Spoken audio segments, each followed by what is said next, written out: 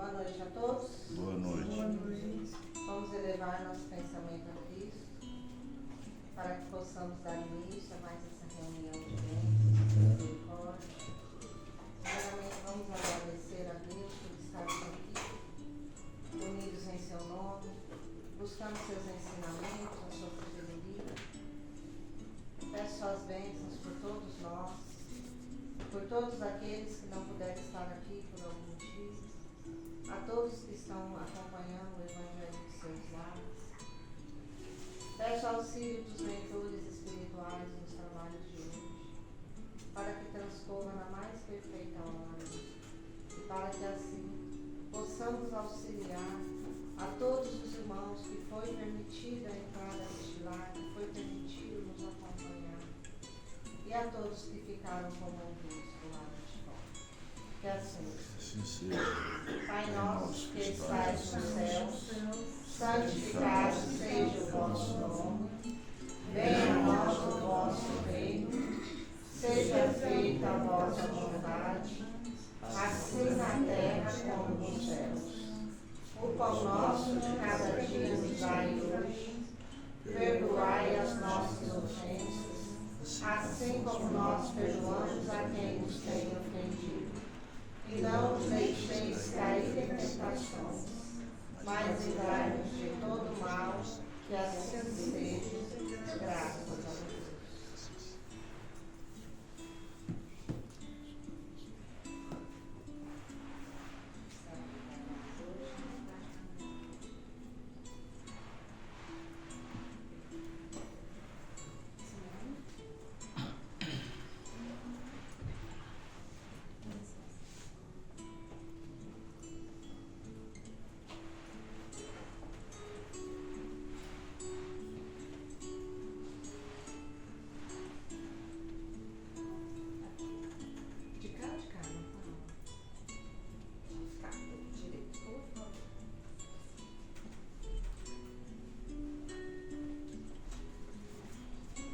Boa noite a todos.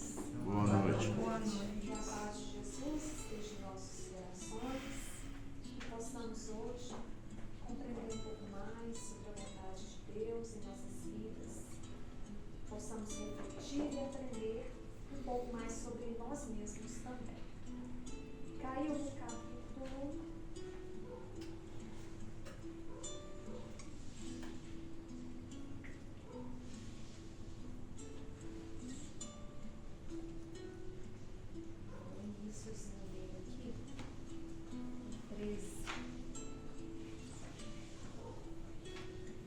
Caiu o finalzinho do capítulo 13. Que a mão esquerda não saiba o que faz a mão direita. Caiu uma passagem pequenininha, tá? No finalzinho, que é de São Luís, Paris, 1860. Vou ler o início, que é uma parte que está na Bíblia, em Mateus, no capítulo 6, versículos de 1 a 4. Guardai-vos, não façais as vossas boas obras diante dos homens, com o fim de serdes vistos por eles. De outra sorte, não tereis a recompensa da mão de vosso Pai que está nos céus. Quando, pois, derdes esmola, não façais tocar a trombeta diante de vós, como praticam os hipócritas, nas sinagogas e nas ruas, para serem honrados dos homens. Em verdade vos digo que eles já receberam a sua recompensa. Mas, quando derdes esmola, não saiba a vossa esquerda o que faz a vossa direita, para que a vossa esmola fique escondida. E vosso Pai, que vê o que fazeis em segredo, vos pagará. E ainda em Mateus capítulo 8, versículo de 1 a 4, vem dizendo assim, também está na Bíblia. E depois que Jesus desceu do monte, foi muita gente do povo que o seguiu. E eis que, vindo um leproso, o adorava, dizendo: Se tu queres, Senhor, bem me podes limpar. E Jesus, estendendo a mão, tocou, dizendo: pois eu quero, fica limpo. E logo ficou limpa toda a sua lepra.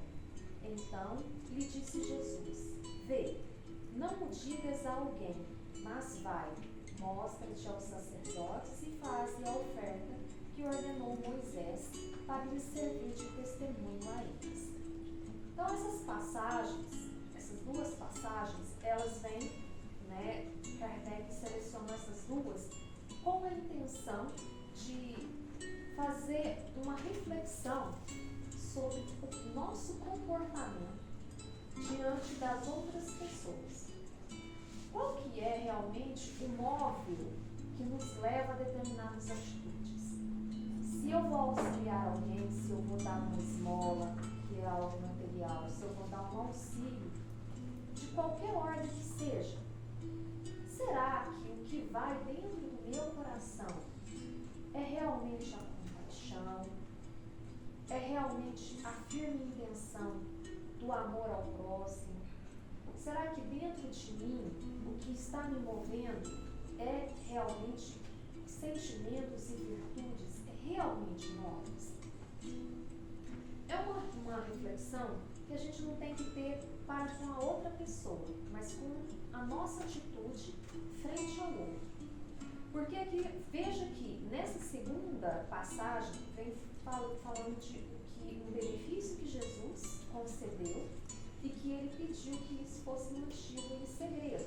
A única parte que era importante era que fosse esse que foi curado, o leproso, se mostrar no templo, porque naquele tempo, aqueles que eram leprosos eram retirados, como se houvesse, digamos, vários CPFs, não é o caso naquela época, é como se aquela pessoa tivesse sido riscada do livro dos vivos. Então, a pessoa tinha que ir ao templo e se mostrar ali, mostrar para o sacerdote: olha, eu estou vivo, estou curado, me coloque de novo aí entre aqueles que são dentro dos declarados vivos desta época. Por isso Jesus fala. Então, Jesus não teve nenhuma intenção de aparecer, de ostentar, de se mostrar. Ele simplesmente ajudou aquele leproso porque ele queria ajudar o próximo.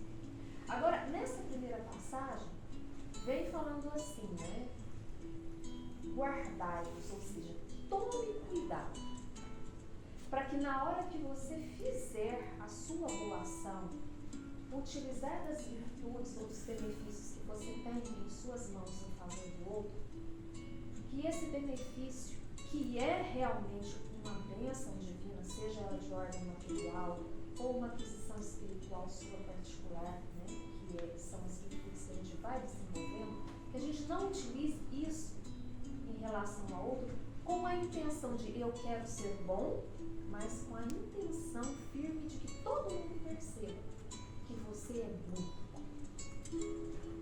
Então, veja que a questão da ostentação não é só uma exaltação de si próprio. Eu vou e faço um bem e todo mundo vê que eu fiz, então, nossa, como eu sou bonzinho. Mas aquele que está recebendo o auxílio fica exposto. Todo mundo olha e todo mundo vê. Ele passava necessidade, mas eu fui boa. Ele estava caindo na sarjeta, eu o ajudei. Fui eu que arranjei um emprego para ele. Então, é como se você estabelecesse em relação àquela pessoa um débito. Aquela pessoa me deve, porque eu fiz o bem para ela. E quando a gente faz um bem verdadeiramente, de maneira devotada, com compaixão, com amor, com a firme intenção de ajudar, mas sem querer recolher os méritos ali terrenos da situação, a gente está realmente agradando a Deus. Porque Deus nos ajuda em silêncio nas nossas necessidades. É uma intuição que vem, é algo que nos livra do mal, é alguém que chega e te dá um conselho, que te muda de ideia do que você deve fazer. E você nem sequer é capaz de falar assim: puxa, foi Deus que providenciou. Não. Muitas das vezes a gente fala isso da boca para fora. E Deus está ajudando a gente em silêncio. E como foi dito na semana passada, pode ser difícil, mas Jesus disse, né, que a gente foi feito para ser e ter atitudes igual a Deus. Né? Atitudes boas, de compaixão, de misericórdia, de perdão. Então, que a gente faça aquela reflexão. Vou fazer algo de bom para alguém. Será qual é o módulo que vai dentro de mim? Será que eu sou egoísta nas minhas atitudes intituladas de bondade, de benevolência? Porque a benevolência é para ser feita em todo momento que a gente puder. Desde um silêncio, de não usar a maledicência, né? Como se diz, fazer o bem através das palavras ou através do nosso silêncio também. Fazer o bem através das atitudes, através dos pensamentos. Cultivar o bem dentro da gente. Então, que a gente saiba fazer isso, né?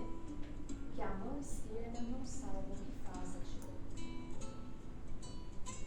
E que caiu aqui hoje foi o finalzinho aqui, que vem dizendo assim: a beneficência é bem compreendida quando se limita ao círculo de pessoas da mesma opinião, da mesma crença ou do mesmo partido. Pergunta, na verdade, é assim, traduzindo ela. Eu só sei agir com bondade, com boas atitudes, com bons pensamentos, com boas palavras, com boa gentileza, com todas as virtudes que eu tenho, quando eu me limito ao círculo de pessoas que têm a mesma opinião política, a mesma opinião de religião, a mesma opinião sobre família, todos os conceitos que nós temos. Será que eu só consigo ser bom e tolerante, amigável, com pessoas que pensam igual a mim, que têm a mesma opinião que eu tenho? Ou que são da mesma crença? Ou que são do mesmo partido? Aí vem São Luís a responder isso, em 1860. Não, pois é sobretudo o espírito de seita e de partido que deve ser abolido, derrubado. Porque todos os homens são irmãos. O verdadeiro cristão vê irmãos em todos os seus semelhantes. E para socorrer o necessitado, não procura saber a sua crença, a sua opinião, seja qual for. Seguiria ele o preceito de Jesus Cristo, que manda amar até mesmo os inimigos. Se repelisse um infeliz por ter crença diferente da sua, que o socorra, pois, sem lhe interpelar a consciência, mesmo porque, se for um inimigo da religião, será esse o meio de fazer que ele a ame. Repelindo-o, só faria que a odiasse. Essa passagem que São Luís vem comentando, ela é de 1860, mas ela é muito atual. Nós vivemos um momento, não vou falar só no Brasil, né, que tem diversidade política imensa, verdadeiras guerras declaradas dentro da família, verdadeiras guerras declaradas dentro das igrejas, onde você vê grupos dentro de igrejas se dividindo por causa de partido político que não tem nem a ver com a religião. A gente vê pais e filhos, cunhados, marido e mulher, sem conversar um com o outro por causa de partido político. A gente vê religiões dentro de uma mesma casa. Um pertence à religião A, o outro pertence à religião B. Uma total, uma absoluta falta de entendimento. Uma intolerância que não tem medida. As pessoas chegam a odiar uns aos outros por causa de religião. Porque não acreditam na mesma coisa. Hoje em dia nós vivemos praticamente na era da intolerância, onde tudo vira questão de polêmica, de discussão, de não aceitação, de massacre do outro. Hoje as pessoas não podem escolher ser gays, homossexuais. As pessoas não podem escolher. Elas têm que viver dentro da caixinha que o outro criou. É o reino da intolerância. Então veja aqui que São Luís, lá em 1860, já dizia: esse espírito de seita, de partido, deve ser abolido. Porque se a gente continuar assim, quando é que vai sobrar tempo para a gente cultivar as nossas virtudes? Se a primeira coisa que a gente tem que fazer é ter tolerância para com o próximo. Nós temos tolerância. Se o outro vem falar algo que me desagrada, já vira um caos. Já não serve mais para mim, já não tem mais conversa. Não há respeito. Né? E aqui vem dizendo, quando eu vou ajudar alguém, primeiro eu preciso saber quem é, o que aquela pessoa acredita, a qual partido pertence, se é da minha religião ou não. Porque se for assim, eu estou escolhendo a quem eu quero fazer bem. E Jesus trouxe, eu acho que mais do que amar ao próximo, né? Ele falou, ame os seus inimigos. Ame aquele que você julga que não tem nada a ver com você, que pensa diferente de você. E procure estar na pele do outro. Né? Vivenciar que o outro tem seus pensamentos e tem o direito de pensar diferente.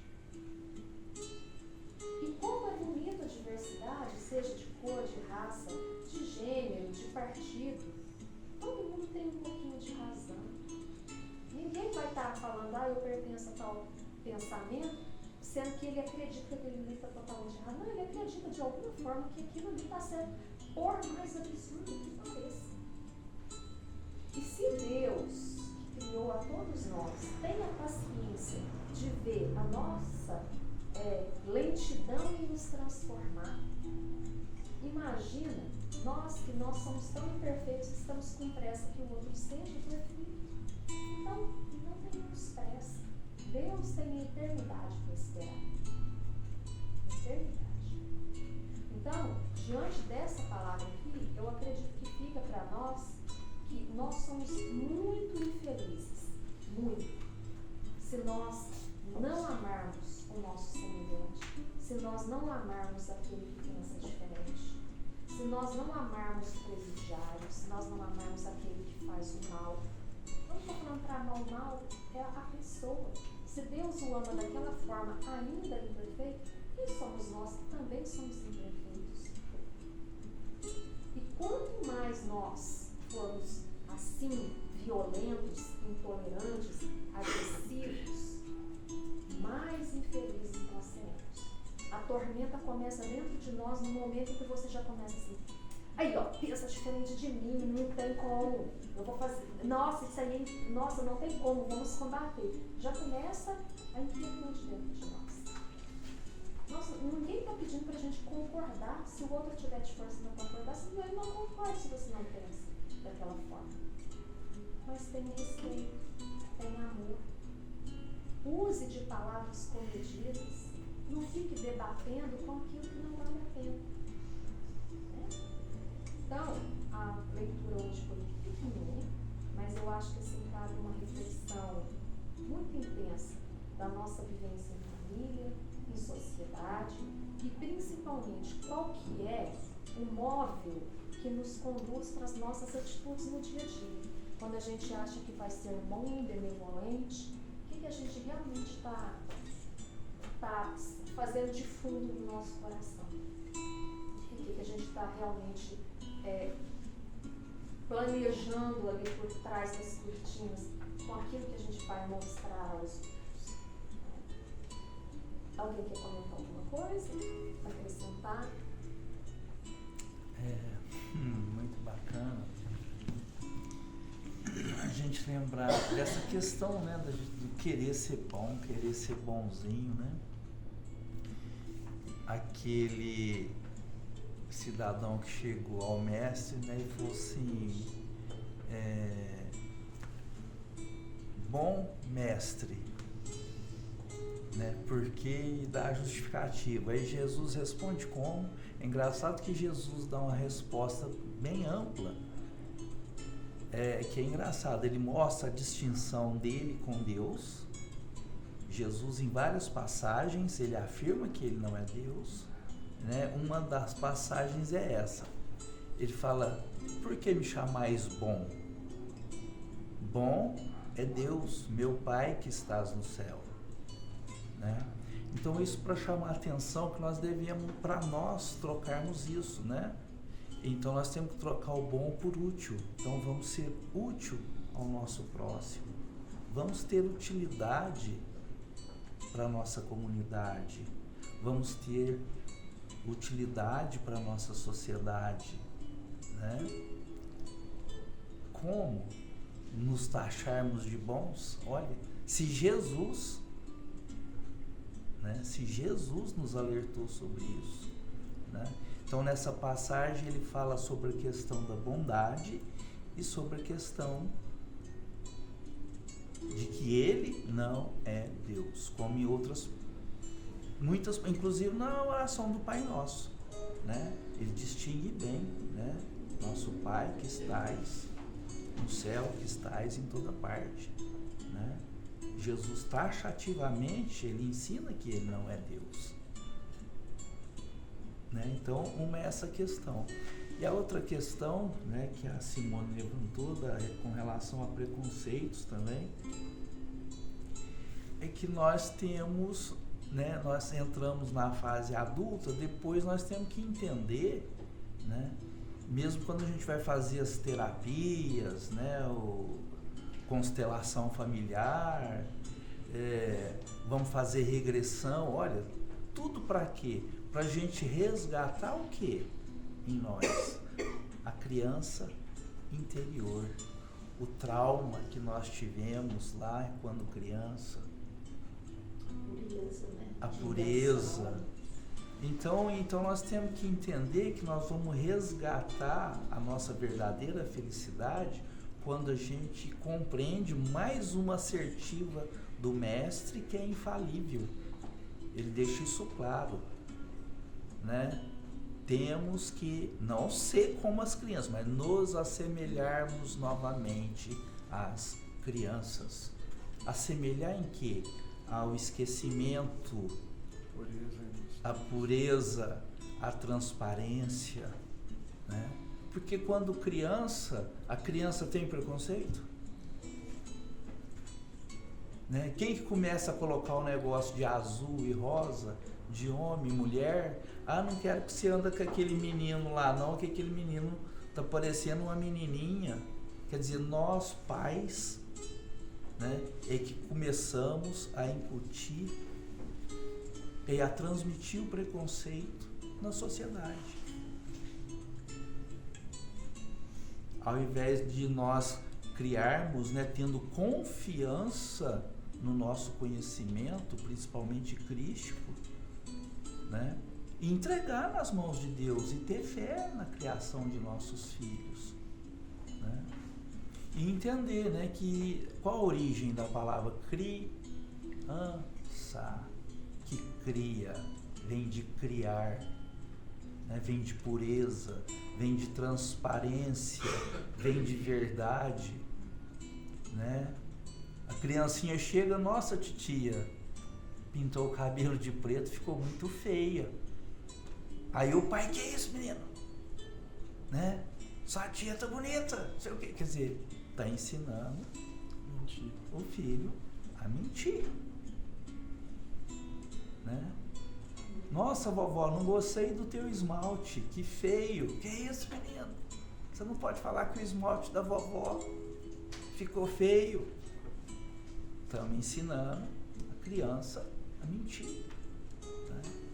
Então, olha, a criança vem de, né, pureza, de criar.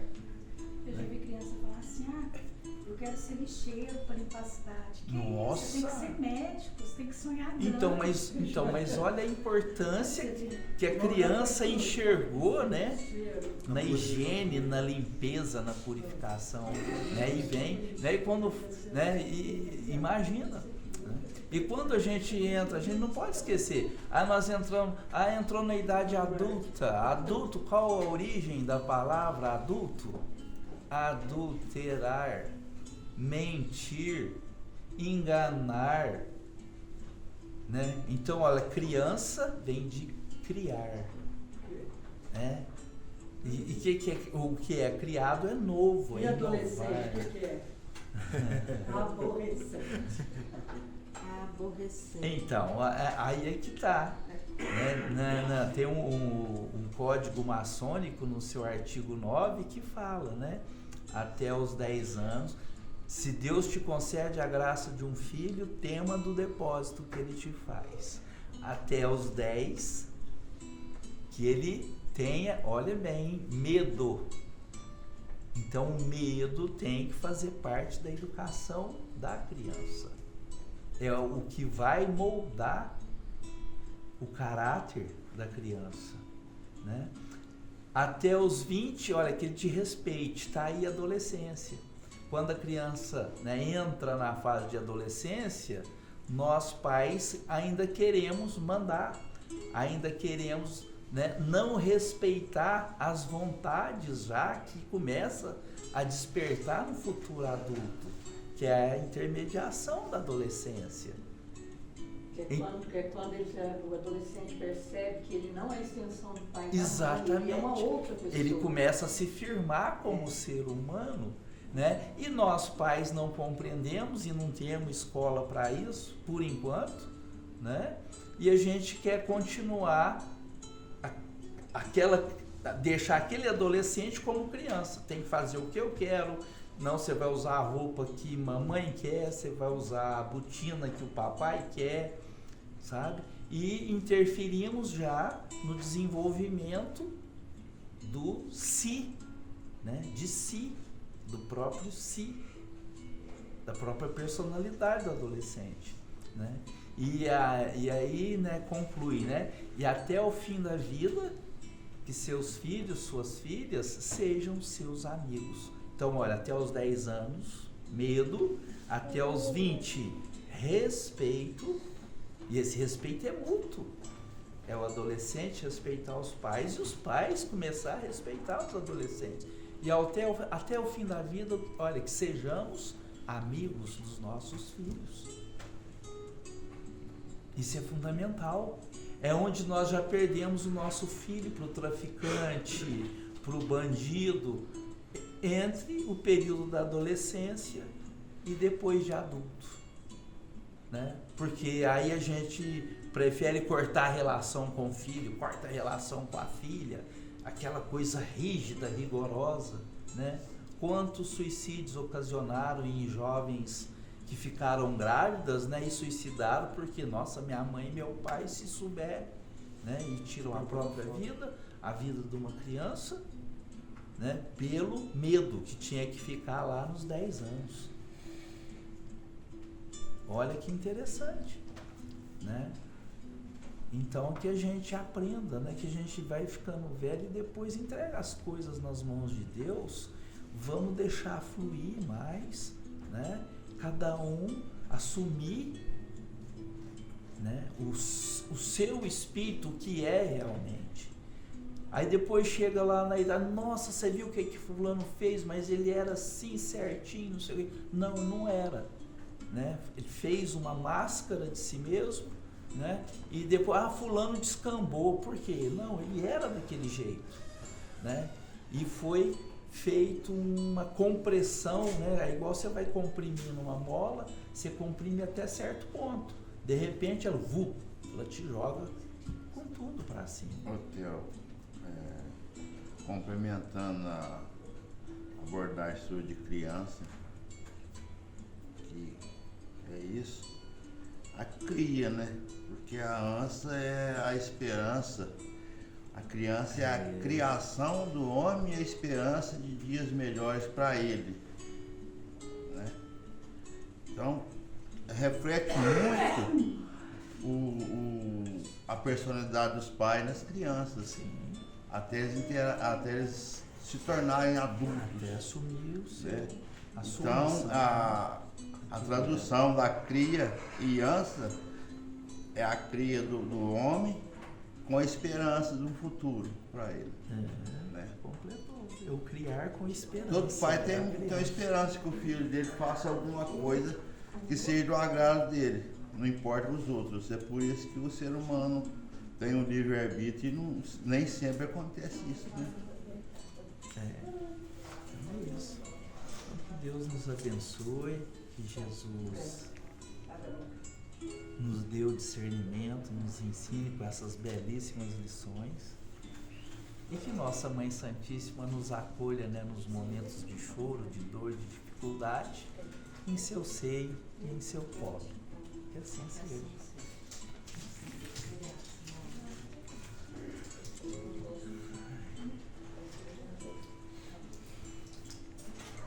Então vamos passar para a leitura do livro SOS Preces. Bom humor. Senhor Jesus, médico de nossa alma e de nossa matéria física, sabemos que o verdadeiro cristão sempre tem de demonstrar alegria em seu coração. A vida como escola põe em nosso caminho as mais variadas pessoas a nos servir de professor. Se algum irmão apresenta-se exaltado na rua ou em qualquer lugar, enxergaremos que a aula do dia é a prática da paciência. No lar também nos deparamos com irmãos de gênios difícil, que facilita desentendimento familiar. Nesse caso, a situação nos pede compreensão e tolerância. O humor transtornado requer a terapia do espírito. Essa é a compreensão que devemos ter. Não devemos revidar ou tomar como afronta o juízo emitido por irmão transtornado, mas devemos sugeri-lo a buscar ajuda por meio da prece e da ciência. É necessário sarar o espírito para sarar o físico. E só por intermédio de uma terapia interior à luz do Evangelho se fará possível. Jesus, aumentai sempre nossa compreensão. Que assim Assim seja.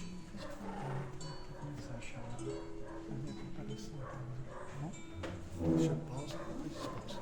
Bom? Sim. Pode? Atinge.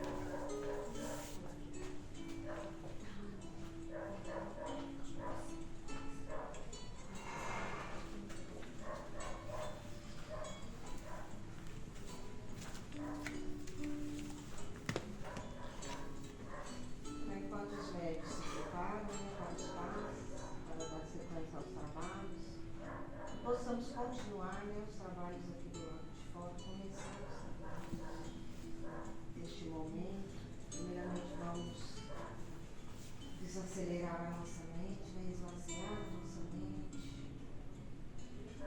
Tudo que nós passamos hoje, nossos problemas, bloqueios, nossas coisas serão resolvidas, Vamos deixar essas figuras de lado e elevar nossos pensamentos a Deus, para que possamos sentir a Sua presença verdadeiramente dentro de nós.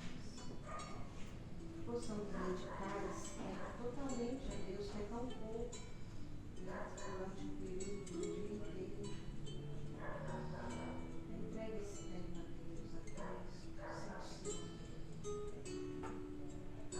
sinta a Sua presença dentro de nós. Peça aos mentores se atuar neste momento.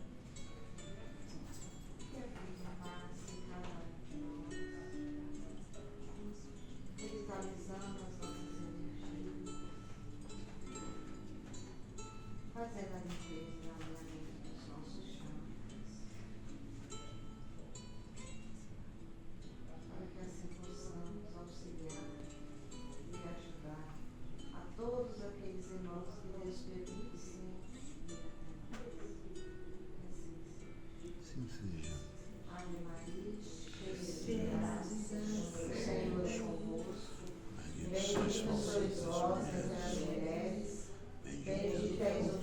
por nosso Senhor Jesus. Santa Maria, Mãe de Jesus, rogai por nós, pecadores, agora e na hora de nossa passagem, que assim seja, graças a Deus.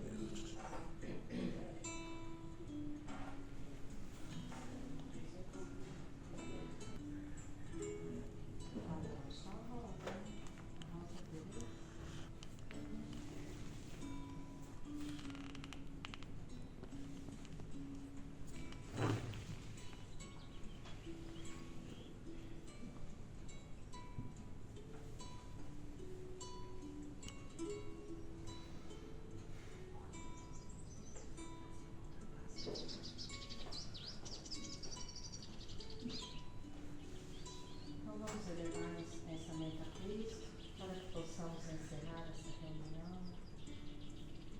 agradecendo pelas suas bênçãos por todos nós, por todos aqueles que não puderam estar aqui por algum motivo, a todos que acompanharam o Evangelho do seu lar.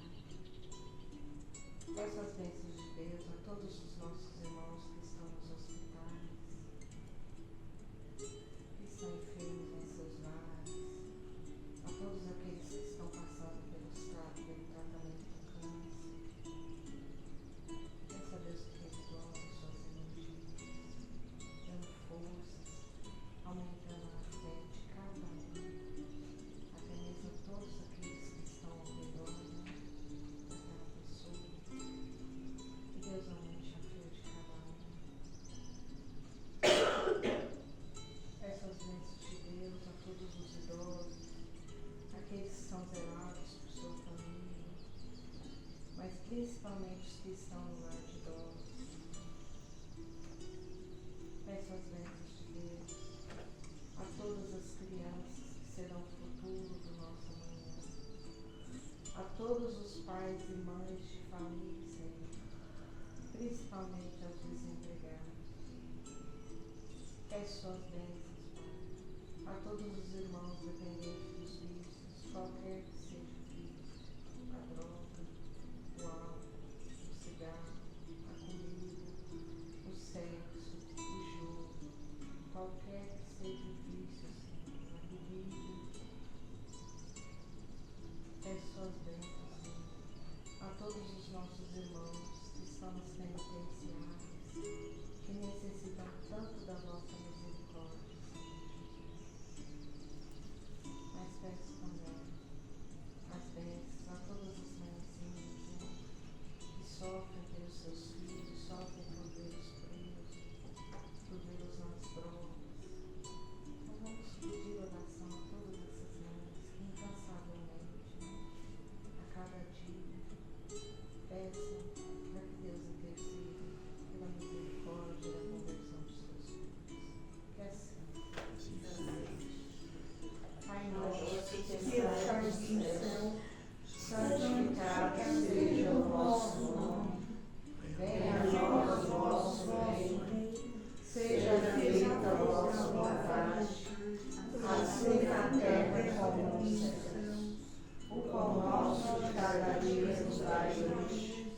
Perdoai as nossas ofensas, assim como nós perdoamos aqueles que têm ofendido. E não nos deixeis cair em tentações, mas livrai-nos de todo o mal.